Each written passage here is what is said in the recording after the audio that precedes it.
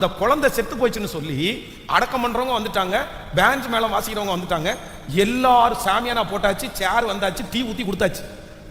அப்ப எந்த அளவுக்கு ப்ரிப்பரேஷனா இருந்திருப்பாங்க பாருங்க. அவனை சுற்றி இருந்த ஒருத்தருக்கு கூட என்ன இல்லை, விசுவாசமே இல்லை. எல்லாருடைய பார்வையும் இது இவனுக்கு சரியாகாது, இந்த பிள்ளை பிழைக்காது. நான் நம்புறேன் இந்த சத்தத்தை கேட்கிற யாரோ ஒருத்தரத்துல கர்த்தர் தீர்க்க தரிசனமா பேசலாம்.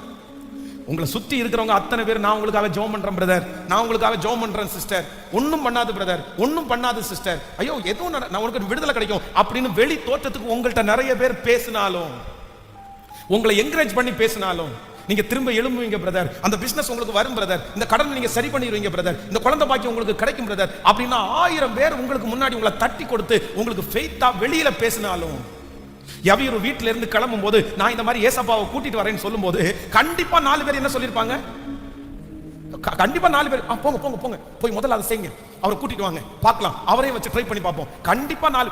ஆனா முன்னாடி சொல்றவங்க எல்லாம் என்ன சொல்லுவாங்க அப்படின்னா, போங்க போங்க போங்கன்னு தட்டி அனுப்பி விட்டுட்டு சுத்தி இருக்கிறவங்கள்ட்ட என்ன சொல்ல தெரியுமா, என்ன இந்த நேரத்துக்கு போயிட்டு இருக்காரு, அது இன்னும் மூச்சு வாங்கிட்டு கிடக்குது, இன்னும் 2 மூச்சுல ஜீவன் போகும் போல தெரியுது, மூச்சு இருக்கிற குழாய் எடுத்தா செத்து போயிடும், இவர் போய் இந்நேரத்துல போய் இயேசுவை கூப்பிட போறாரு, அவர் வர்றதுக்குள்ள குழந்தை செத்து போயிடும், அந்த நேரத்துல இவர் கடைசி நேரத்துல இல்லாம போறாருன்னு சுத்தி இருக்கிறவங்க எல்லாம் பேசுவாங்க.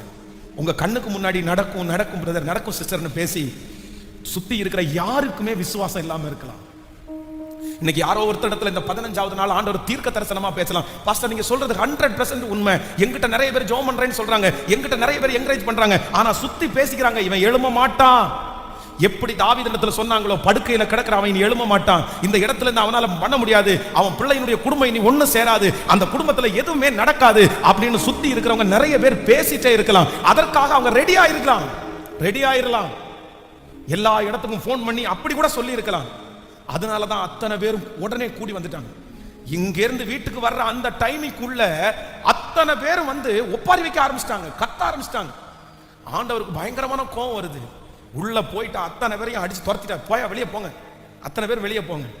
இப்ப அந்த பொண்ணையும் அவங்க அப்பாவையும் 3 பேரை சீடர்களை மட்டும் உள்ள விட்டுட்டு கத்தர் அந்த பிள்ளையினுடைய கையை பிடிச்சு கத்தர் அப்படியே எழுப்பி விடுறார்.